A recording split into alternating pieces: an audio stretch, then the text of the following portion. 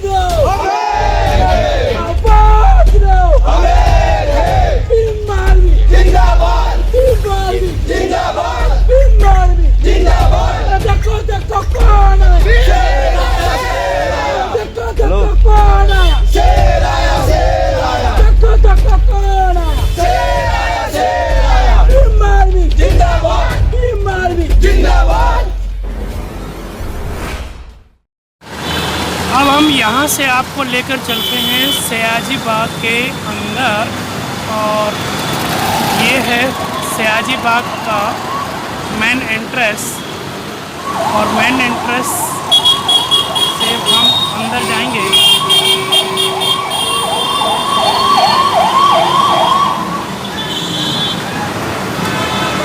तो ये आपको इस सुंदर पार्क का नज़ारा दिखाई देगा। संकल्प दिवस की गुजरात कांग्रेस कमेटी की तरफ से शुभकामनाओं का बोर्ड लगा हुआ है, और ये संकल्प पथ है जहाँ पर डॉक्टर बाबा साहब अम्बेडकर से जुड़ी हुई उनकी तमाम कोटेशनें लिखी गई हैं, और आप इसको देख सकते हैं कि ये तमाम गुजराती भाषा में है, क्योंकि यहाँ पर तकरीबन सभी लोग गुजरात के ही हैं, और गुजराती भाषा में इसको लिखा गया है। ये बहुत ही सुंदर संकल्प पथ है, और आज के दिन यहाँ पर तमाम तरह की पार्टीज आती हैं, लीडर्स आते हैं, और उनसे जुड़ी हुई शिरकत होती है। LED के माध्यम से आप अंदर देख सकते हैं कि अंदर जो प्रोग्राम चल रहा है वो हम आपको दिखा रहे हैं। और यहाँ पर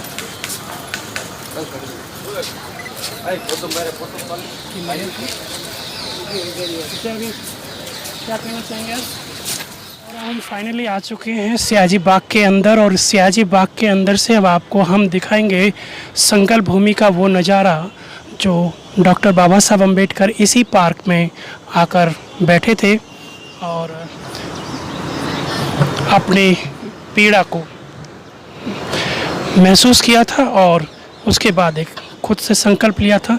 तो ये पार्क थोड़ा सा अंदर है, उसके बाद हम आपको सयाजी गायकवाड़ जी का जो रियासत थी, उनकी एम्पायर थी, शान शौकत थी, इस पार्क के माध्यम से आप समझ रहे हैं। और उनका जो महल है वो भी अपने आप में कम नहीं है। सयाजी गायकवाड़ और उनका राजशाही परिवार आज भी यहाँ पर काबिज है। इस पार्क में आपको तमाम पिकनिक स्पॉट्स मिल जाएगा, चिड़ियाघर और टॉय ट्रेन, कैफेटेरिया, म्यूज़ियम। ये जो आप मेरे पीछे देख रहे हैं ये एक म्यूज़ियम है, और यहाँ आपको बहुत कुछ मिल जाएगा। तो अभी हम अंदर चल रहे हैं, आपका सस्पेंस थोड़ा सा बरकरार है कि कैसी है संकल्प भूमि, क्या हुआ था, कैसी है आज, तो हम लेके चलते हैं। और गुजराती कोटेशन में आज डॉक्टर बाबा साहब अम्बेडकर उनके संघर्ष के बारे में कुछ कहना चाहेंगे सर? क्या नाम है? क्या है आज यहाँ पर? आज संकल्प दिवस जो भीमराव अंबेडकर जी ने इस भूमि पर, इस तपोभूमि पर जो संकल्प लिया था, जो उनके साथ दुर्व्यवहार, एक पढ़े लिखे आदमी के साथ जिस प्रकार का दुर्व्यवहार हुआ था, उससे पीड़ित होकर उन्होंने सोचा कि पढ़े लिखे इंसान के साथ अगर इस प्रकार का दुर्व्यवहार हो सकता है तो जो गरीब है, दलित हैं और जो पढ़े हुए भी नहीं हैं उनके साथ कैसा व्यवहार, कैसा शोषण होता होगा। इसके कारण पीड़ित होकर इन्होंने जो आज के दिन यहाँ पे तपस्या करके एक संकल्प लिया था कि मैं पूरा जीवन दलितों को समर्पित करूँगा। आप बताएंगे सर हिंदू कोड बिल के बारे में बाबा साहब क्या बोलते हैं? नहीं, महिलाओं के बारे में बता सकते हैं? तो देखा कि महिलाएं जागरूक नहीं हैं। डॉक्टर बाबा साहब अम्बेडकर जी ने महिलाओं के लिए सब हिंदू कोड बिल की स्थापना की, और यहाँ की महिलाएं तमाम पदों पर विराजमान तो होती हैं, लेकिन बाबा साहब को नहीं जानती। बाबा साहब को चित्रों में तो माना जाता है, लेकिन बाबा साहब को हकीकत में नहीं माना जाता। चलिए लेके देखते हैं और आगे दिखाते हैं। आभार सभी साथियों को। हमारे जिले के राज्य मंत्री मान्यवर का भी आभार। बड़ा भाई कह दिया उन्होंने मुझे। मैं दुखी इस बात को सुनकर के कि उन्होंने मुझे बड़ा भाई कहा। मैं हालांकि उनका छोटा भाई, उनको छोटा भाई मुझे कहना चाहिए था। यही बाबा साहब ने है कि सब कहा जाए। साथियों, आज बड़ोदरा आया हूँ पहली बार बाबा साहब की संकल्प भूमि पर। पढ़ा बहुत था, सुना बहुत था, देखा भी बहुत था। आज आकर के यहाँ नई ऊर्जा का संचार हुआ। वो ऊर्जा कौन सी? जिस ऊर्जा में बुद्धि के विचार हैं, जिस ऊर्जा में रैदास, कबीर,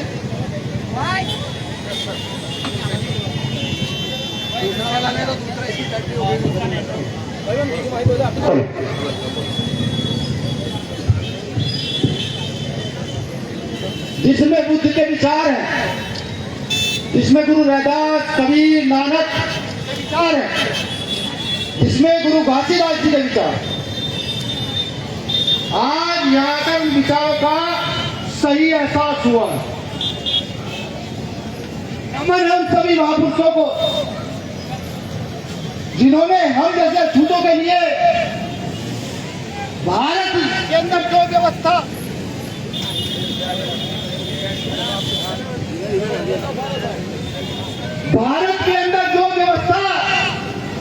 हजारों सालों से प्रभावी थी, उस व्यवस्था के खिलाफ लड़ने का काम किया।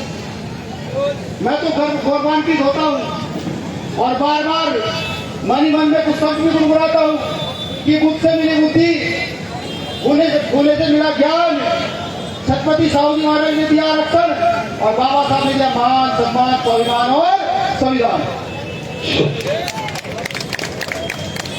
देखिए, महापुरुष इतने हैं कि अगर सभी महापुरुषों में नाम दिया जाए तो मैं ये कहता हूं, हम थके ना थके, ये बनु की औलाद में काम जरूर थक जाएंगे उनके नाम से, थक जाए। मैं जानता हूं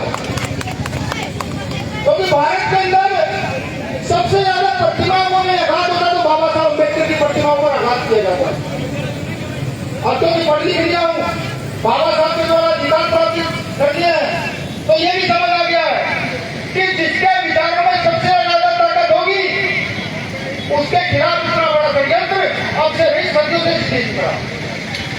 अभी कहा हमारे सीनियर साथी बड़े भाई ने भी कि 10 करोड़ लोगों के साथ मार्ग तो वही है, चलना उसी मार्ग पर पड़ेगा, ये तय है। लेकिन एक प्रश्न फिर भी बार बार मन में उठता है, वो प्रश्न ये उठता है कि इतनी बड़ी व्यवस्था, इतने सारे अधिकार, इतना सब कुछ, फिर भी हांडी का हत्या, फिर भी बलात्कार। आज जगह जगह जाकर के देखिए कि 90% आंकड़ा देश का ऐसा है कि जमीनें जो छीनी जा रही है और जाति अनुसूचित जनजाति के लोगों की छीनी जा रही है। अपनी तलवार को धार लगानी पड़ेगी, जिस तलवार का नाम अम्बेडकर वाद। अगर उस तलवार को धार न लगाई गई तो वो दिन दूर नहीं है कि जो गुलामी की भेड़िया मुश्किल से बाबा साहब अम्बेडकर सन 1917 में संकल्प करके सन 1950 में तोड़ने का प्रयास करते हुए, अगर उन गुलामी की भेड़ियों को तोड़ना है तो इसका महत्वपूर्ण माध्यम है कि क्षेत्रवाद और भाषावाद को सबसे पहले अपने बीच से मिटा दीजिए। क्योंकि मैं जानता हूं जब महाराष्ट्र गया तो वहां ये कहा गया कि यूपी से कुछ लोग आए और आकर के यहाँ अपनी कथा कही और चले गए। अब गुजरात आया हूं, यहां भी यही कहा जाएगा कि दिल्ली और यूपी के कुछ लोग आए और अपनी कहानी बताकर चले गए। आप क्षेत्रवाद, भाषावाद कम कीजिए, जातिवाद पर अपने आप इतना बड़ा आघात होगा कि जो जाति के नाम पर आप शोषण कर रहे हैं उनको डर और भय लगने लगे। भीम आर्मी का काम ही है, भीम आर्मी पाठशालाओं से शुरुआत हुई भीम आर्मी की, लेकिन उसको इस देश के अंदर जहां लोकतंत्र स्थापित है, जहां संविधान स्थापित है, जहां लोकतंत्र के आधार पर सरकारें बनती है, भीम आर्मी पाठशाला चलाने वाले लोगों को इस देश में नक्सली का टैग बनाया गया। ये तो समझ आ गया कि जब आप हत्या के खिलाफ, बलात्कार के खिलाफ, शोषण के खिलाफ आवाज उठाओगे कोई आतंकवादी ना जाने क्या क्या। तो हमने भी मन बना लिया कि जो जिस भाषा में समझना चाहता हो समझे। बाबा साहब अम्बेडकर अधिकार देकर के गए हैं, बखूबी जानते हैं संविधानिक भाषा का प्रयोग करके ना जाने कितने लोगों को जेल भिजवाया जा चुका। और हिम्मत नहीं है सरकार किसी को कोई फर्क नहीं पड़ता, हिम्मत नहीं है मेरा कार्यकर्ता की थाने चौकी एसएसपी के साथ चला जाए और किसी बेटी भाई के साथ गलत हो और उसके जाने के बाद अगर FIR दर्ज हो। हिम्मत ये ताकत कहाँ से आई, ताकत कहाँ से मिली? इस ताकत का नाम है सिद्धांत। सिर्फ सिद्धांत एक ऐसा मूल मंत्र है कि आप अपनी ताकत को कितना भी बढ़ा सकते हैं। ये सिद्धांत मैंने कहीं से सीखे तो बाबा साहब अम्बेडकर और साहब काशीराम से सीखे कि वो सिद्धांत के इतने मजबूत लोग थे कि आज पूरे देश के साथ साथ विश्व के उस कोने में भी जाकर भागते रहता है, वहां उनकी फोटो की पूजा की जाती है। आज भी उनके लिखे हुए लेखों को पढ़ा जाता है। तो उन्हीं सिद्धांतों पर चलकर ये ताकत अर्जित होती। इस देश में लोकतंत्र है, लोकतंत्र समझिए जनता का तंत्र, जनता का राज। साहब काशीराम साहब कहते हैं कि जब आपकी आवाज न सुनी जाए ना तो सड़कों पर इतने लोग खड़े कर दो कि संसद में बैठे हुए लोग संसद में बैठे हुए लोगों को कान बैठ हो जाए। उसी का प्रयोग कर रहे हैं। अभी नया खून है, नया जोश है, जितना पढ़ पा रहे समझ पा रहे कर पा रहे हैं। लेकिन हाँ चुनौती है, पूरी चुनौती है, अन्याय के खिलाफ कड़ी चुनौती है कि खड़े रहेंगे तब तक खड़े रहेंगे।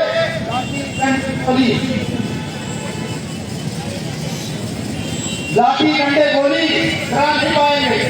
अभी उत्तर प्रदेश में कार्यकर्ता की हत्या कराई है, फांसी लगा दी तो दीवान नहीं कार्य करता हूँ। मैं चुनौती के साथ कहता हूँ कि मुझसे से 100 लोगों को फांसी लगा दो, 100 लोगों को तब भी फर्क नहीं पड़ेगा। दीवान ने इतने बीज पैदा कर दिए हैं, इतने बीज पैदा कर दिए हैं कि मनु की औलादों के दिमाग में दर्द को। और मैं आपसे भी कहता हूँ, प्रत्येक साथी से कहता हूँ, चीख चीख कर कहता हूँ, हो सकता है बहुत सारे लोग मुझे ये कहें कि ये गलत व्यक्तियां नहीं। अपने घर में एक बच्चा पैदा है, 10 ऊपर दीजिए और उस बच्चे का नाम भीम आर्मी के कार्यकर्ता को दीजिए। ये बच्चा भीम आर्मी के लिए काम बाबा साहब बेटा और भीम आर्मी लगा है। ना व्यवस्था बदल दी जाए तो कहिएगा तो ये व्यक्ति एक समूह व्यवस्था को नहीं बदल सकता। जिस भीम आर्मी की शुरुआत की थी उस दिन भाई चंद्रशेखर आजाद और हमने संकल्प लिया है इस देश के अंदर जो भी सामाजिक आंदोलन बहुत तेजी से आगे बढ़ेगा। किसी सामाजिक आंदोलन में ये हो जाएगा किसी बात की किसी क्षेत्र का हो कि अम्बेडकर मूवमेंट के लोगों की सुरक्षा कर सकता है, ये अपने अधिकारों को सुरक्षित रख सकता है। उस आंदोलन में जाकर भीम आर्मी के आंदोलन को गिरा सकते। और मैं भी यही घोषणा करता हूँ, बिल्कुल करता हूँ कि अगर किसी को लगता है जो पूरे देश में प्रभावी है, पूरे देश के अंदर अम्बेडकर आंदोलन को सुचारू रूप से चला रहे हैं और अन्याय के खिलाफ मजबूत आवाज उठा रहे हैं, तो भीम आर्मी में उसको विलय करने के लिए तैयार हूँ। लेकिन अगर ऐसा नहीं लगता और ये लगता है कि नहीं भीम आर्मी देश में आने का संगठन बन चुका है कि कहीं किसी बेटी के साथ गलत हो, अन्याय अत्याचार हो या शोषण की लड़ाई हो, सेक्स की लड़ाई हो, वैचारिक लड़ाई हो, उस लड़ाई में भीम आर्मी के लोग मजबूती से खड़े रहते हैं। तो मैं हाथ बजाकर हाथ जोड़कर ताली बजाकर स्वागत करता हूँ कि आइए सामाजिक आंदोलन में मजबूत कीजिए। इस देश में पंचायत की तरह भीम आर्मी के कंधे को कंधा मजबूत कर दीजिए। देखिए इस देश के अंदर हो जाएंगे। बाबा साहब की असली लड़ाई की ओर चलना होगा। मैं गुजरात आया, 20-25 लोगों से बात हुई। अब कुछ बाबा साहब को मानते जाते सर्वे करने का प्रयास करते हैं। तो मैंने पूछा भाई आपका इंट्रोडक्शन दीजिए, क्या एजुकेशन है? एक व्यक्ति 20 लोगों में मुझे मिला कि वो ग्रेजुएट था। वो सारे मुझे जाति जनजाति के लोग। अब पूछना चाहता हूँ कि बिना एजुकेशन लिए क्या डॉक्टर बाबा साहब अम्बेडकर का सपना पूरा हो सकता है? नहीं, मैं तो नहीं मानता। अगर मैं एजुकेटेड ना होता, पढ़ा लिखा ना होता तो मुझे नहीं लगता बाबा साहब अम्बेडकर का काम करता, बिल्कुल ना करता। तो आज भी भीम आर्मी की अपनी पाठशाला चल रही है। गुजरात में जिस साथी को लगता हो कि नहीं वो गाँव जाकर पाठशाला खोल सकता है, जिन पाठशालाओं की शुरुआत भारतीय संविधान की प्रस्तावना पढ़कर होती है, जिन पाठशालाओं में पूरे साहब अम्बेडकर के विचारों को बताया जाता है, जिन पाठशालाओं में बेसिक शिक्षा पढ़ाई जाती है, उन पाठशालाओं के सदस्य बनने का काम करें बिना किसी फुले के नाम से बोलते, माता फातिमा जी के नाम से बोलते। लेकिन 5 साल उन्नति होगी, प्रगति होगी, तरक्की होगी। ये तो शोषित वंचित समाज है। इसका मुझे साथी मेरा कह रहा था, दिल्ली का साथी था कल परसों, इसका रेखा बताइए, ये जो आज आडम्बर के आधार पर देश की सामाजिक व्यवस्था को तोड़ मरोड़ दिया गया है, ये व्यवस्था कैसे टूट सकती है? हमारे पंचायत अधिकारी को पता है 100 साल लगेंगे। बोले साहब अम्बेडकर कि एक पुस्तक को यहाँ के सिलेबस में शामिल कर दीजिए, 10 साल में उनकी व्यवस्था टूट कर चलना शुरू हो जाएगी। क्या पता नहीं, ये हकीकत है, बिल्कुल हकीकत है। अभी आता हुआ 12 अप्रैल से तो पूरा पैक पड़ रहा, तो उसमें एक लाइन को महत्वपूर्ण लगी, वो ये लगी कि पूरा पैक का अगर समझौता ना होता तो भारत के अंदर वो लोग जो सदियों से अन्याय अत्याचार की वो सीढ़ी बना करके लाके हजारों लोगों को शोषित वंचित किए हुए हैं, उनकी नसबंदी से देश में होगा। तो पढ़ा तो सुकून मिला, पढ़ने की लालसा जागी तो और पढ़ा। बाबा साहब अम्बेडकर की एक किताब में लिखा था, वो लाइन बहुत महत्वपूर्ण है, सब लोग सुनने का प्रयास कीजिएगा कि बुद्धिजीवी लोग नेतृत्व प्रदान करते हैं, नेतृत्व खड़ा करते हैं। लगातार ये जो भीम आर्मी नाम का संगठन है, ये वही भीम आर्मी के लोग नेतृत्व खड़ा करना चाहते हैं, पूरी तरीके से नेतृत्व खड़ा करना चाहते हैं, बच्चे को नेतृत्व सिखाना चाहते हैं, जो आने वाले समय में आंदोलन को मजबूत किया जा सके। अगर कुछ महत्वपूर्ण है तो आंदोलन महत्वपूर्ण है, व्यक्ति कोई महत्वपूर्ण नहीं है। आप सब लोगों ने मुझे सुना, आभार माननीय मंत्री जी का भी और IUT का भी आभार व्यक्त करता हूँ। लेकिन कल तक आप लोगों ने मुझे सुना, चंद लाइनों से अपनी बात खत्म कर दूंगा। लाइन महत्वपूर्ण, खुद सोचिएगा समझिएगा मैं क्या कह रहा हूँ। लाइन भी पुरानी है, बहुत सारे मंचों को सुनने को मिली है, लेकिन जब मैं इनको बोलता हूँ तो सकून जो है वो अंदर महसूस होता है। और बार बार मन में ये मन हिलोरे मार रहा है कि एक दिन ये किया जाएगा। बुलबुल के पंजों में कभी बाज नहीं होते, समझे ना? बुलबुल बाज हम लोग, और बुलबुल में वो लोग जो चंद लोग जो पूंजीपति लोग इस देश के अंदर, बुलबुल के पंजों में कभी बाज नहीं होते, बुज़दिलों के हाथों में कभी राज नहीं होती।